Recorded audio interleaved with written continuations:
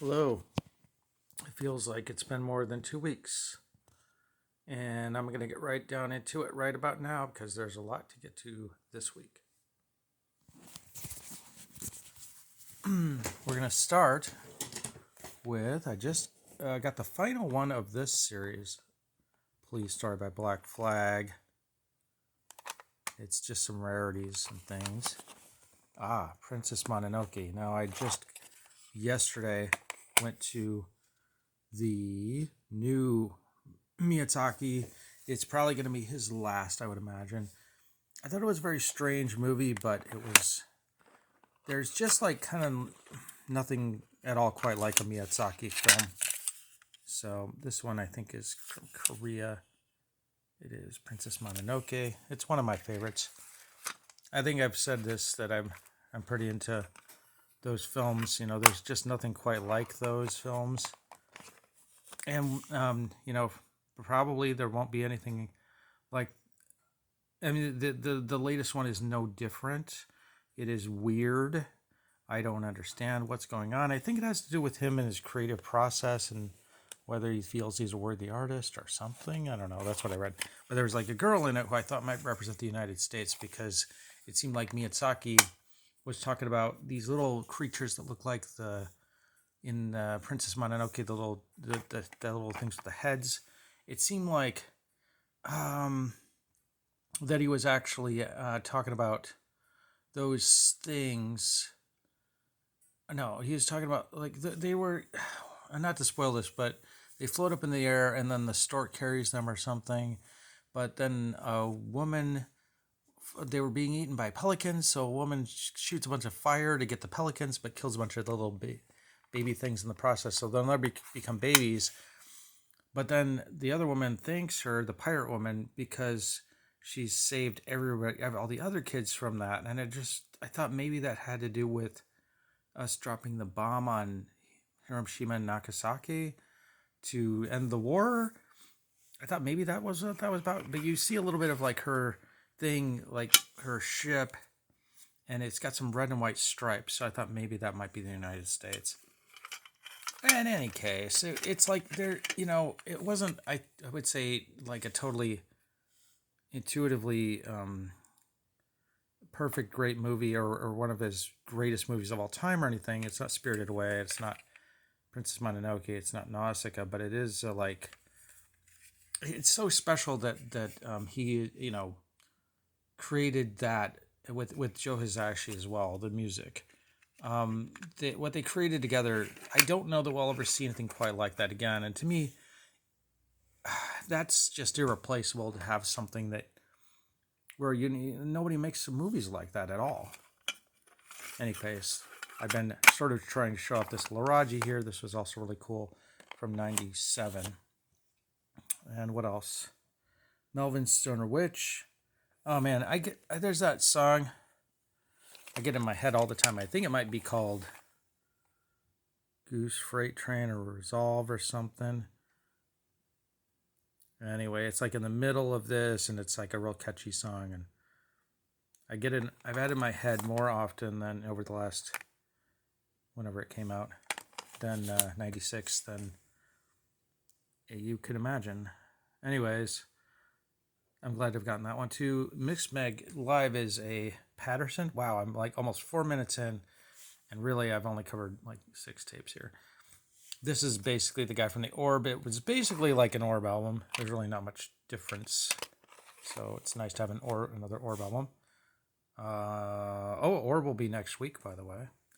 At least half of my Orb, not the other half, which I already had a lot of Orb in my first section. Now this must be Nadim and Shervan, I would think. Yeah.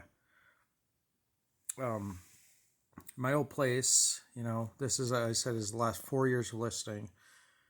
I wasn't really able to play too much loud music because I just lived too near people. So instead I played stuff like this, which was older Bollywood, which I could play it kind of quietly because I wasn't really missing any of the sonic detail due to the fact that they're mixed in mono. They're very old, or whatever. They're old enough that generally I felt like I could listen to them. Anyway, Nadim Sherban is also awesome, I guess. Did I have a lot of Malik? I think I did. I think I showed off Malik last week. All right. Well, anyways, that's that.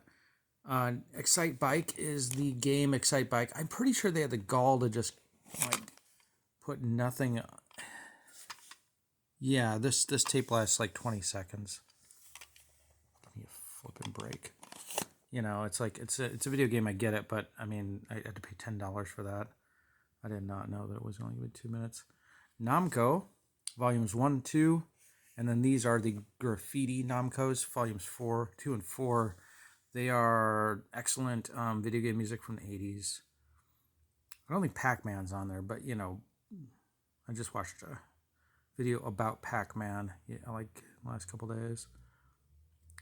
So, but anyway, like Pac-Man, I guess was too recognizable. They wanted to stick with more obscure video games, but anyway, like yeah, it's definitely worth listening to games. What else we got? Ends are a pretty good letter, but we're about to get to the main thrust of ends here. Okay. Negative Land, here we are. Not the main thrust, but this is a Negative Land, and I believe it's the original version of this. Yeah. Not the SST re-release. I do have a great little Negative Land thing, and I'm actually Facebook friends with, I think, one of the people from Negative Land. I always like Negative Land, especially, you know, U2 is good, of course. I mean, that's a favorite. But Dis Pepsi was really good, too. Although I only got a copy of that. They don't ever put it on tape for real. I also have a great little promo thing of theirs, which I think was it was actually the promo material for U2, I think. I don't know how I got that, but you know, it was on eBay actually. Here we go. Oliver Nelson, and I'm sorry, not Oliver Nelson, Esther Nelson, with Bruce Hack, and without Bruce Hack. This should probably be under Bruce Hack, because Bruce Hack's a little more recognizable than Esther Nelson.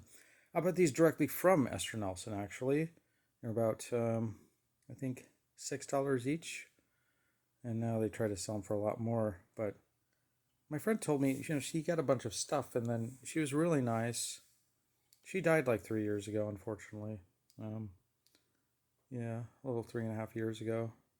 But yeah, Bruce Hack, of course, you can hear Bruce Hack kind of poke his melodies and stuff poking through. It's pretty incredible to think that, you know, basically you could have recorded something that would have sounded like extremely futuristic, but the only thing holding us back was our lack of imagination to think of it, but it's okay because it was all very new, you know. But what was her name? At the BBC, she basically came up with, like, she invented, like, jungle music or whatever, and then she wrote it off as being, like, just an embarrassing little experiment. Please pay no mind to this. But then she plays something that sounds like the beat from the Bjork album Homogenic, you know, and it's like 1964, 66, I think. I don't know. It's pretty early. Anyway, here's Noi, another band that it's hard to get. It's easy to get this, but it's hard to get there. Obviously, almost impossible now. Have I said this yet? That tapes, it just seems like in the late 23 and into 24 now, it just seems like cassettes are, I don't know, it's like they're drying up. I'm glad I got my collection because it seems like I don't know, like I'm just not finding as many anymore. The last 10 years or so, 12 years, have been exceptional for collecting, and then if it's got to dry up, it, you know, now that's okay. I've got most of the tapes I've ever really wanted, and especially this one. This is a Neutral Milk Hotel cassette. Now I saw this go, I think, for $20 on eBay, and I just thought, oh, I'll never get that. And then it showed up, you know, 4 years later, and the person selling it was selling for $30, and I'm pretty sure it must be the same thing. People have somehow tried to say that this isn't It's another one that people have like doubted, but I really doubt they're doubting. I think that this is totally real. It's got contact information. It's not easy to fake these sort of things. You got to know what you're faking. You know what I mean? This is a Merge Records promo of this album. I had a copy of it for years and years and years. And it's one of the most important in my tape collection, I'm sure. You know, so I try to be careful with it. And they actually did, though, release it on cassette just a few months ago. So there you go. I don't know what the label is. Let me see. Oh, it says Merge, so must be Merge. But yeah, the 2023 version of a 1998 album. I guess the 25th anniversary, I guess. Here's more Vietnamese things. These are great. Got some Nico up here. Chelsea Girl and the Blue Angel. Right? And 9 Inch Nails. God, my computer's being stupid. Anyway, I'm working on my movie, but I'm not really doing much with it right now. But it'll act up sometimes. I don't know why. It's fine. Anyway, whatever. The Chelsea Girl is just such a classic. I actually have the end, the original island of the end, but the tape broke at the end of side A, so I have to fix it before I can listen to it and then show it here. 9 Inch Nails Down in It. That is not anything that was put out in America, but it is something that was put out in, like, Indonesia. Weird stuff, you know, sometimes with this. And it is a real TVT from Indonesia. That's wild. The Quake, well, this one isn't. It's a great game. Quake, Doom, and Duke Nukem. You know, there's the trilogy of games. There's this great YouTuber who goes through all of these games called Ahoy. Well, somebody decided to put this out on tape. I'm pretty sure it doesn't have anything to do with the Halos or TVT or anything. Nor does Go Vinyl Go, who released Woodstock 99. This one actually played fine. I think, as I said, there were a few that wouldn't play so good. But this one played fine.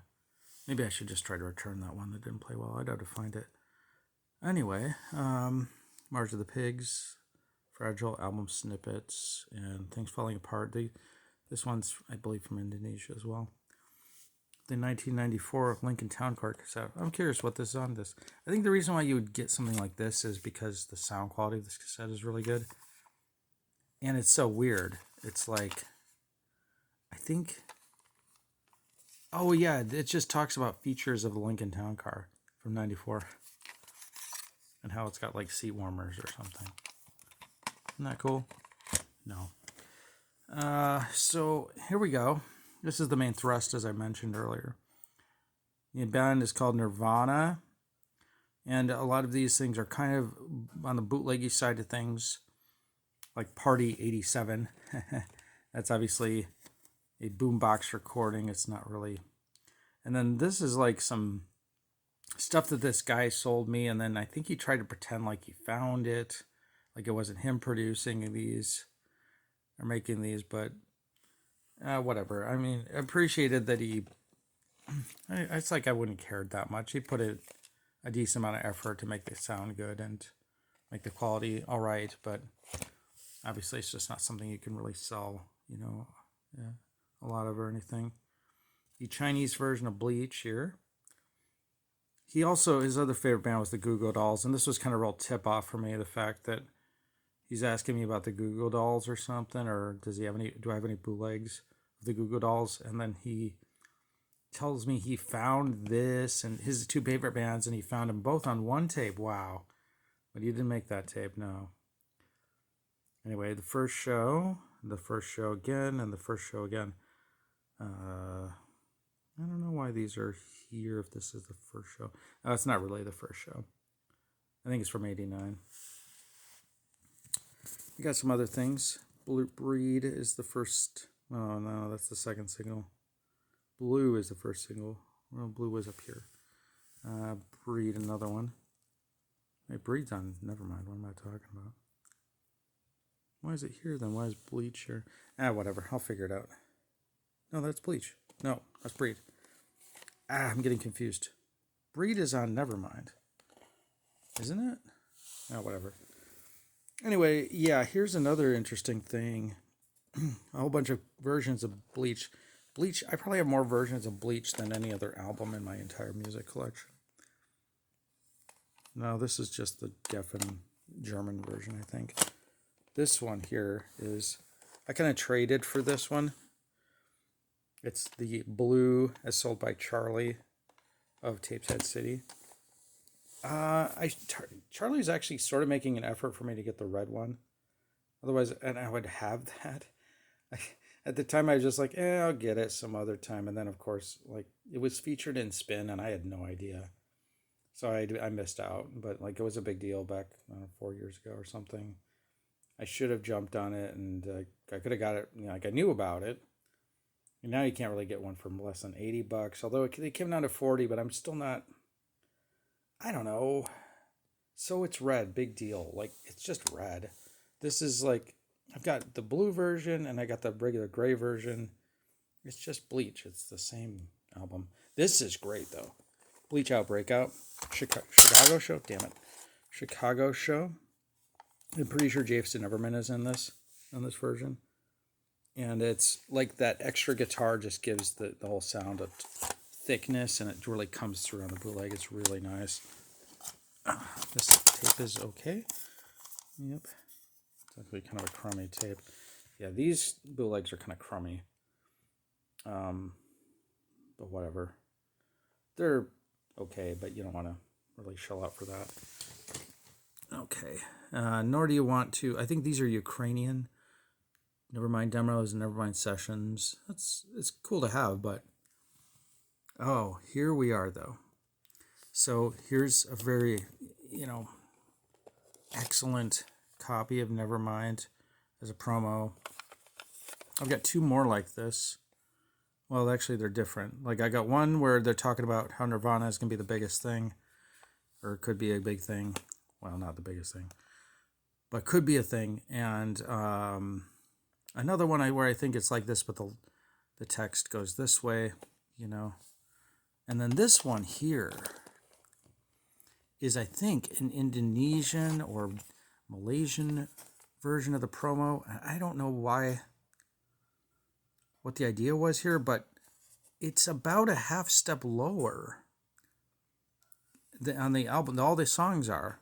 And so for songs like Breed or Territorial Pissings, I think especially Breed, it just has a heavier sound to it. It's really sounded great. It sounded really, really good on certain songs. On some of the other ones, it sounds a little weird, but why it was half step low? I don't know. It wasn't a tape playback problem. It was a mastering issue in their creation of that promo. But I'm glad it exists. Here's some other weird versions of Nevermind here. This is the one, this is the one I just listened to. The Tact version has Endless Nameless on it. What do you know? I think this is a Spanish version here. It sounded all right. More from this guy that made these tapes, basically. Made singles. Smells Like Teen Spirit. I don't remember what the difference was there. I think they're both the same. The Del Mar Show. I've got I believe this is also the Del Mar Show. And I've got that in my other section. I've got maybe 130 Nirvana tapes now. In my other section, I've got the Del Mar promo version from Geffen. That's very extremely rare. Live. I'm glad they put out these new live ones. Live in Australia, live in, I think that one's Japan. Yeah. Sliver Dive, that's another one from this guy.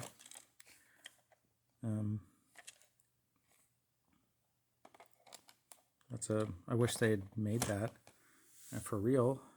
Here's two Incesticide promos. Let's see what those are all about.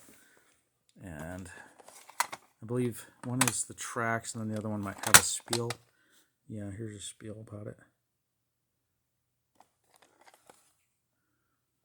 As you can see, they are perfect.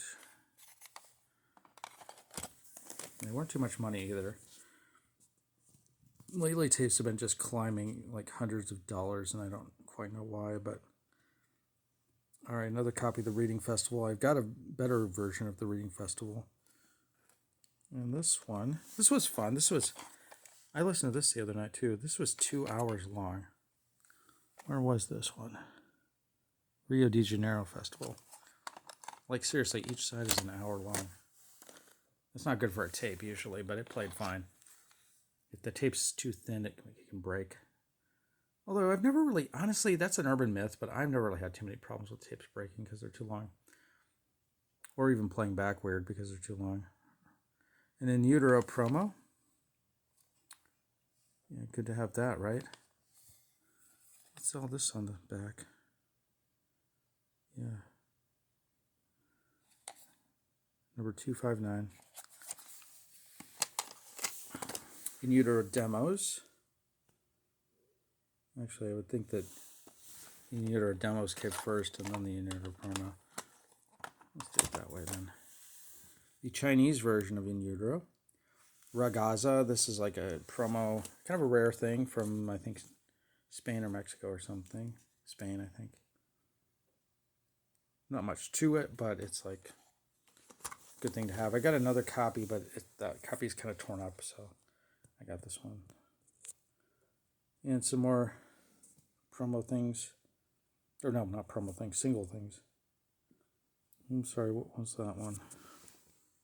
The Seattle Coliseum. I mean, yeah, it's another... Oh, okay. I think this might be like a Charlie thing, or... I don't know. Some of this stuff I got from, I think it's Ukrainian. And again, like pretty bootleggy, honestly. I don't know if I should admit that, but it's true. Live 94, In Memoriam, Plugged. What a ridiculous name, Plugged. Definitely not like... An American didn't name that. It's somebody from Ukraine or somebody. Another copy of Outcesticide. I've got a different version. I got like Outcesticides, I think 1 through 4. I've got that weird rare version of Outcesticide 4 that I actually got to tape. The Global Music Group, that's what this is. It's really one of my favorite little weird singles. I used to find stuff like Outcesticide. You could only find the CD of it, and I was thrilled that somebody actually put it on tape, because it's a great little collection of, I don't know, rarities, weird stuff that you could get back then. But anyway, Gold. That was a good tape too. Gold. Nirvana Gold. Yeah, whatever. Seattle Sound sounds great. In Scope. Self-titled, I don't know what. Yeah, whatever. Collection of something. Unplugged, I guess. Music Box Nirvana. That's most people's favorite album, Music Box Nirvana. And of course, Grunge Gods Volume 4 is the final, or 1, sorry, is the final little weird collection from this guy, and it's all Nirvana, I guess. He didn't put the Goo Goo Dolls on that one. All right. So that takes us through Nirvana. I mean, that's all the Nirvana. I've been like cranking a lot of it just to get everything listened up to just for this video, which nobody watches. So, I mean, I got like 3 people to watch the last one. So, I mean, but one day, I'll just glue all this together and throw it into the landfill, and then nobody will, and then the videos will probably get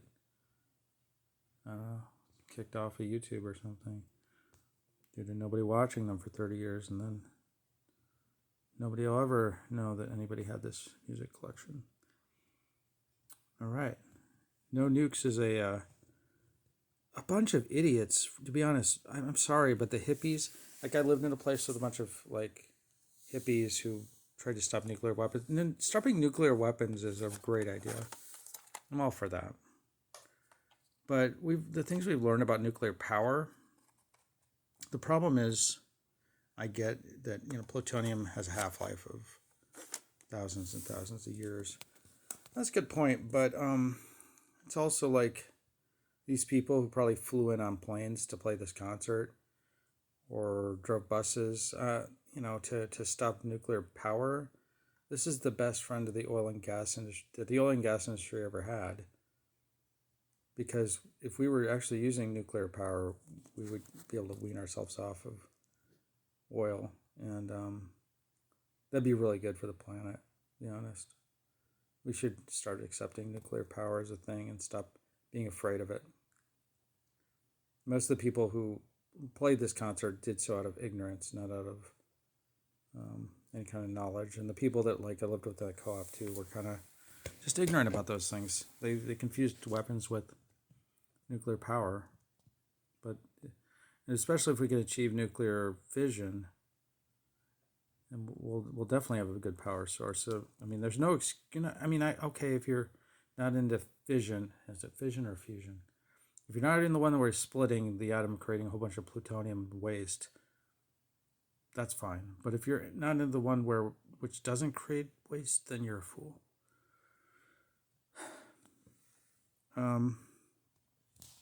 Okay, so I've got Northwest Hardcore here. That's like 2 different versions. What was the difference? I don't think there was much of a difference. Okay. Well, one of them probably is legit. I think one of them has the... Oh, yeah, okay. No, neither of them have that. Whatever, I got 2 different versions. Nuggets Volume 1, that's a garage punk band from the 60s. 2 different versions of that. NWA. And so that will do it for the week. Thank you for listening. Please like, share, and subscribe. You know, of course, you know, this, whatever the hell, and enjoy your life. I'll see you. I don't know. For those of you a fan of the movie that I'm working on, Hallie Porter and the door of the room. Not that you're gonna see this, or not that there's any overlap between the 2 groups, but I'll be putting out a video not too far from now. It'll be in March. So anyway, I'll see you in a couple weeks. I'll see you next week, actually. I'll put out a video next week with regards to that. So goodbye.